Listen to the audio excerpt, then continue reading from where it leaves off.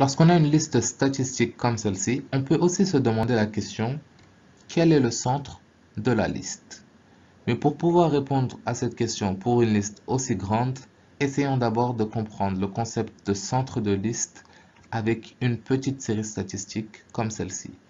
Ici, on a une série de chiffres 1, 3, 8, 8, 9, 9, 10 qui sont arrangés par ordre croissant. Et quand on veut trouver le centre d'une liste, il faut bel et bien l'arranger dans l'ordre croissant ou décroissant. Et on va essayer de déterminer quel est le centre de cette liste. On a 1, 2, 3, 4, 5, 6, 7 valeurs. Et donc le centre, c'est cette valeur-là, 8, qui divise le groupe en deux parties égales, 3 valeurs à droite et 3 valeurs à gauche. Et donc, quand on a 7 valeurs, le milieu, c'est la quatrième valeur. Et de manière générale, quand l'effectif n est impair, le centre est la valeur en position n plus 1 sur 2.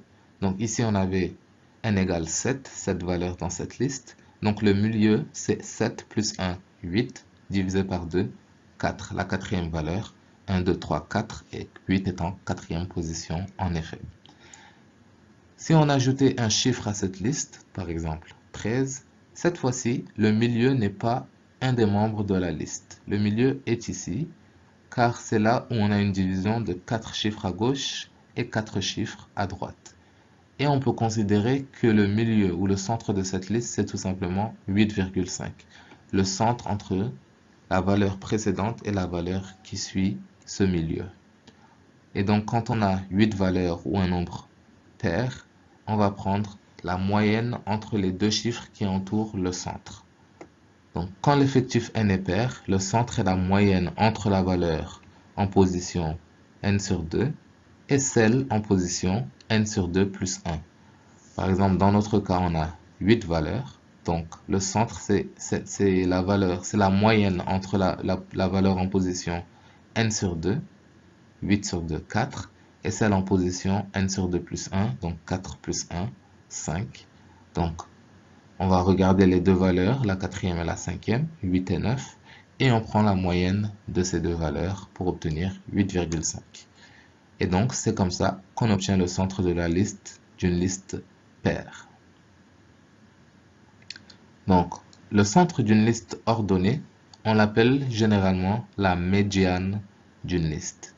C'est le vocabulaire pour expliquer c'est quoi le centre d'une liste. Donc, au lieu de dire centre, on va désormais parler de médiane. Donc, quelle est la médiane de cette liste? C'est-à-dire celle qui divise ce tableau en deux parties égales. Ici, l'effectif, rappelez-vous, était égal à 600, qui est un nombre pair. Et quand on veut trouver le centre d'une liste avec un nombre pair de données, ce qu'il faut faire, il faut trouver les positions n sur 2 et n sur 2 plus 1 et trouver la moyenne de ces deux valeurs. Donc on va trouver les effectifs qui sont en position n sur 2, ici 600 sur 2, donc 300, la moyenne entre la valeur en 300e position et celle en 301e position. Et si on compte, la 300e position sera celle-ci, 169, et la 301e position sera aussi celle qui suit, donc 169 aussi. Et on prend la moyenne de ces deux valeurs pour obtenir la médiane. Donc la moyenne, c'est plus 2 divisé, on ajoute les deux et on divise par 2. Et donc 169 plus 169 sur 2, c'est tout simplement 169. Et ceci représente donc la médiane de cette liste statistique. Ici, je recrée le tableau des effectifs cumulés croissants parce qu'il existe une relation très intéressante entre les effectifs cumulés croissants et la classe médiane. J'ai aussi redessiné le diagramme cumulatif croissant qu'on avait obtenu tout à l'heure. Et pour obtenir la classe médiane à partir des effectifs cumulés croissants ou à partir de leur diagramme, observez ce qu'on doit faire.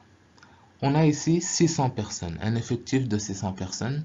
Donc la médiane, c'est celle qui divise l'effectif en deux classes égales. Donc la 300e valeur à peu près représente la classe, le centre de cette liste. Donc au niveau de 300, on va tracer une droite sur notre courbe et la projeter au niveau de la taille.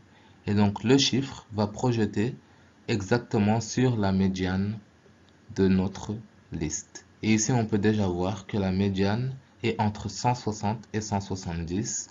Donc, 160, 170 représente la classe médiane, rien qu'en regardant graphiquement la représentation du diagramme cumulatif croissant.